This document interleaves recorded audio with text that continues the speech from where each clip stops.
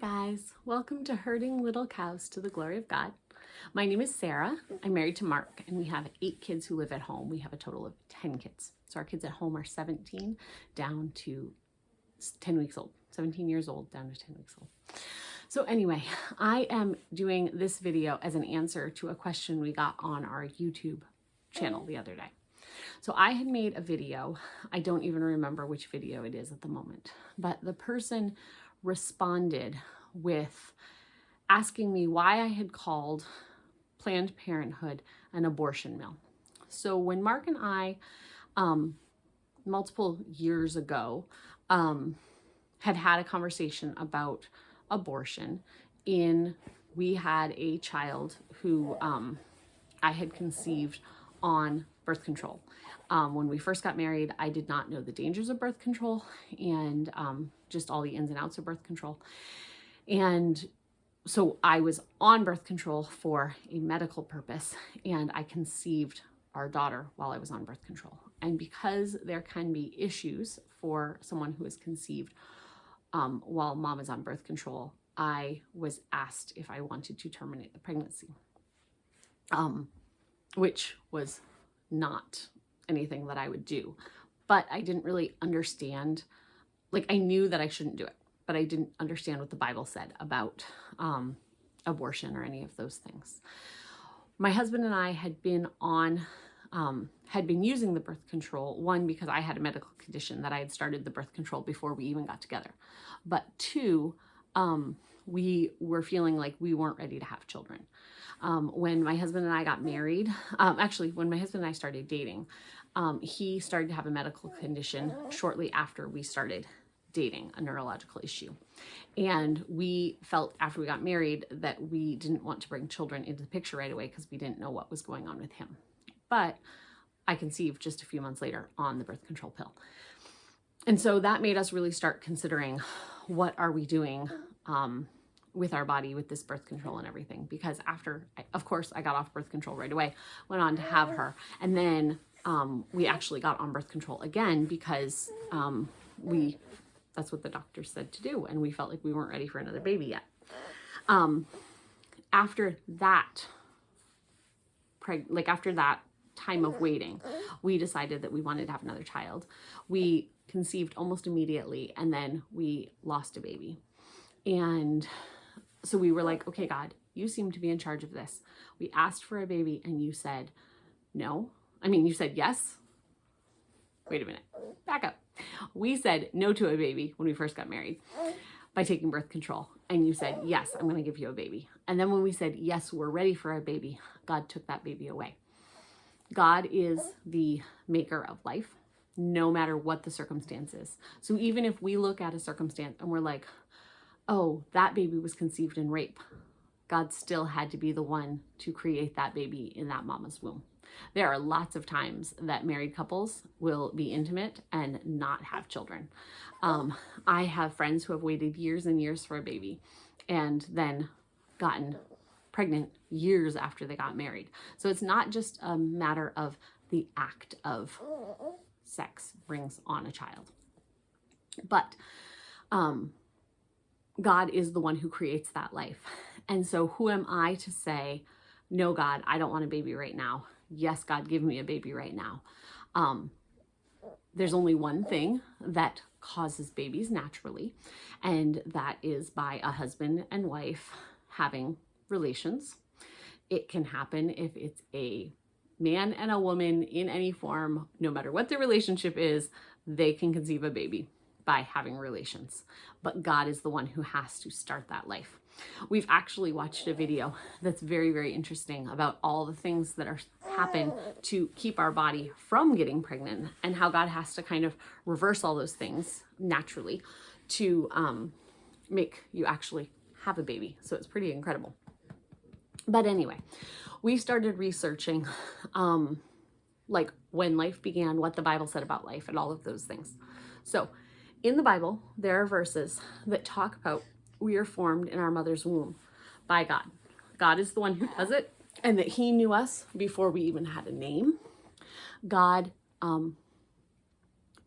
wove us together in the innermost parts. We are who we are from the moment of conception. We are not a potential human being. We are a human being. If you were to say, oh, that cat is pregnant, you would say, oh, that cat is pregnant with a kitten. You wouldn't wonder, I wonder if that's going to be a kitten or if that's going to be a baby, like a human baby, or if that's going to be a dinosaur. I don't really know. No, they would be having a kitten. And so when a woman gets pregnant, she is carrying a human being. Do you see this little human being? He's 10 weeks old. The only difference with him now and him, like, what would that be? Like 11 and a half months ago, is that he is a little bit bigger. Hey, thanks. Mark turned the light off for me. That he's a little bit bigger. He's in a different place. He's in my arms instead of in my womb. He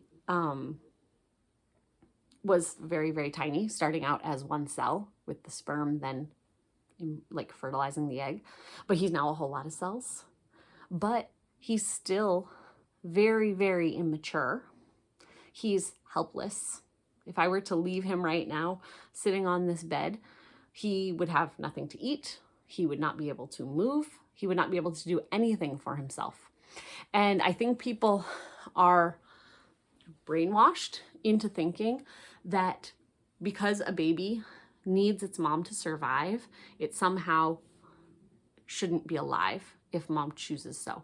But if I were to take this baby who cannot fend for himself, he needs me to survive. If I were to take this baby and kill him, everyone would say that that was wrong. But he's 10 and a half weeks old.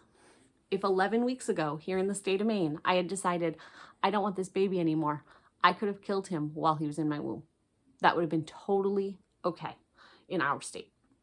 And the only difference is he's now a little bit bigger and he's on the outside. And he's super cute.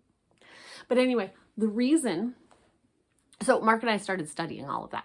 We got off birth control after we had had our miscarriage. One, birth control, like pills can cause miscarriage. But the way that birth control is supposed to work is the first line of defense is it is to cause you to not release an egg. So, yay, no baby. Problem with that is it actually is bad for a woman to not release an egg every month, because the way that her body is created is for her to release an egg and for then the uterus to release all of the stuff that has been growing to be able to like hold a pregnancy. So we're actually like messing with the natural process just by having a woman's body not release the egg that month. Then if the egg happens to be released, the next form of like the next step in the birth control process is if an egg is released, they make it, what you doing? What you doing? The birth control pill makes it so that your uterus is an inhospitable environment. So that means that an egg could be released, a sperm can fertilize that egg. So you now have a human, not just a potential human. You have a human who is now separate DNA from his mother and father, or her mother and father, floating around in the uterus. And that baby has nowhere to connect to the uterus to be able to form the placenta and the umbilical cord and all of that stuff. So you are taking a fertilized egg, which is a person, and making it so that they cannot survive. That would be like me taking away his food source and not giving him another food source. Yeah, I wouldn't do that to you. It's okay.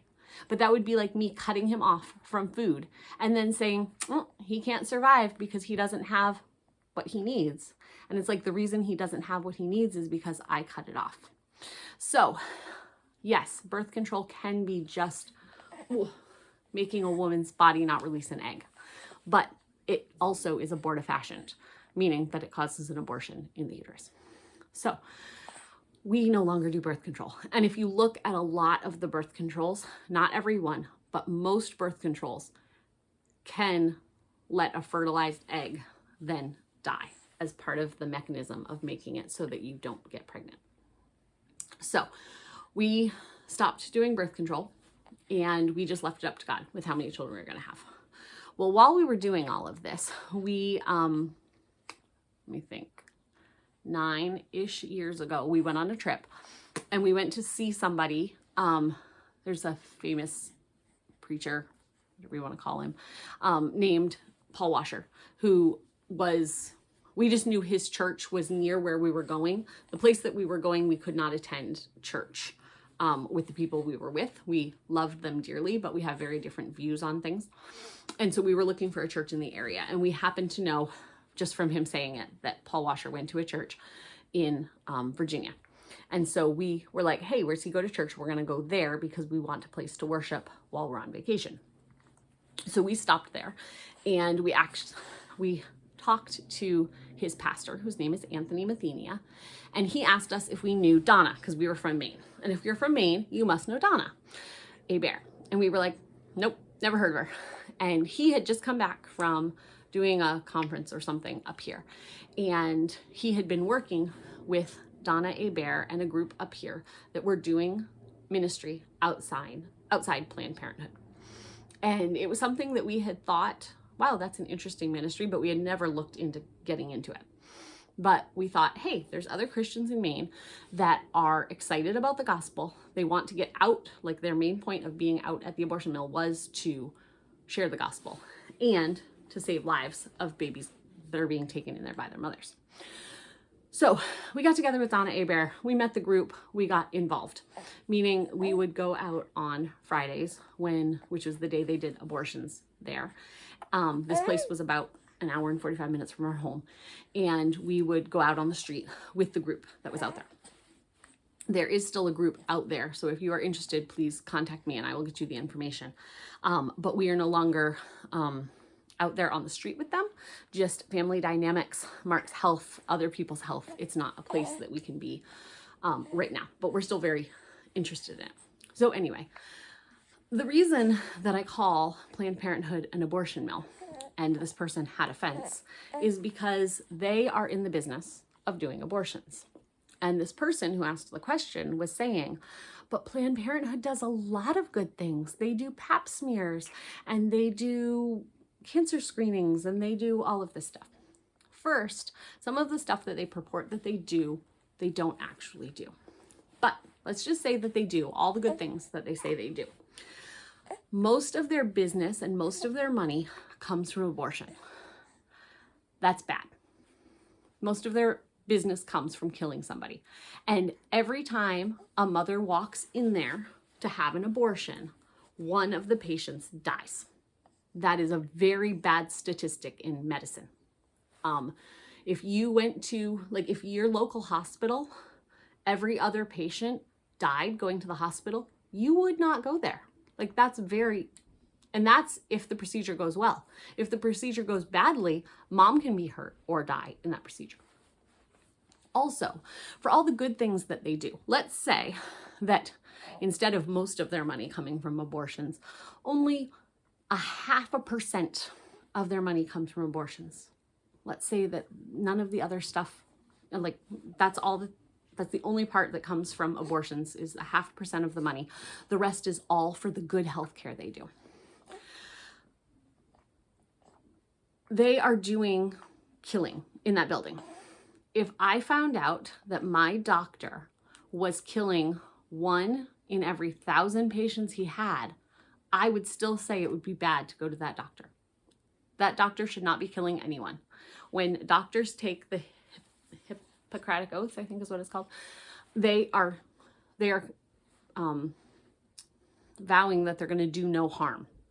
When you kill a person, that is doing harm. I know sometimes people die in, accidents that happen because, you're working with a human being who's living and there's, if you have to do surgery or something might happen. But they are saying, I am going to try to do no harm to this patient. Well, if you are intentionally killing a person, that is doing harm. Also, for all the good things that they say that Planned Parenthood does, some of those things that they do are purely because of the sinful lifestyle of people. And if somebody is repentant of fornication or adultery or any of those things, there is forgiveness in Christ. There is no sin that is too big for Christ to forgive you. But when your part of your business is to test people for sexually transmitted diseases because they have multiple partners, when part of your business is to hide rape victims, to not persecute people, and to be part of underage sex things that are going on, that is very, very wrong. And that is a lot of what Planned Parenthood does too. So most of their money comes from abortions, but other stuff comes from allowing people to live these sinful lifestyles and then just saying, it's okay, we'll make sure you don't have these diseases. Oh, and if you have these diseases, we'll make sure we help you with them. And another thing that Planned Parenthood does is all of the stuff with allowing underage people to make decisions to change their bodies when they are still at a young age, like puberty blockers and those types of things, which no matter which side of that debate you fall on, the fact that we are letting young people make decisions that are going to change the whole course of their future seems like a bad idea to me. I don't let my young people within my house, I don't even let my 17-year-old totally choose what time she's going to go to bed. If she was staying up till 3 a.m. every day and then not doing the things of the family here in the home, I would say that's wrong. I also don't let my 17-year-old make all the choices of what she's going to eat because I buy some of that food, or I buy all of that food. And so while she has choices, she lives here in the house, she has choices, she doesn't get to make all the choices. So think if you're at less letting the 6-year-old make those choices. Hi, I want to make the choice that's going to change the entire course of my future. And Planned Parenthood does that. So yes, I called it an abortion mill. Abortion is wrong. Abortion is wrong in God's eyes because you're killing an image bearer of God. When we were created, like when humans were created, we were created different than the animals. And we are special in God's sight. And so to kill one of the image bearers is wrong. And even if you talk about a born person, people would say it is wrong for them to do that. But for some reason, if that baby is still within their mom's belly, in their mom's womb, which should be the safest place that a baby has, they would say that it is okay to kill the baby in their safest place on earth. Isn't that crazy? So yes, I call it an abortion mill. I get very upset at people who say abortion is okay. Oh, and then the other one, like with our daughter who we were told we should abort because she was conceived on the pill. Babies who are born with known or unknown difficulties and handicaps are still precious. And every baby should get every moment that God has appointed for them, because God already knows our days before we're even formed. God already knows that. But to be the one to take that child's life instead of letting God decide when that time is just horrific. Because if I found out tomorrow that this little guy had some bad illness and it was going to, eventually kill him, he's still precious right now. And I'm still his mom, and I still get to care for him and love him and show him that he's worth loving. It doesn't matter if your child dies at a few days old. At the moment of birth, we've had a stillbirth, so I totally understand I only got to love my baby while he was in my womb. Or dies at just a couple days old, or dies when they're 40, or lives till a ripe old age. Every moment is a gift from God.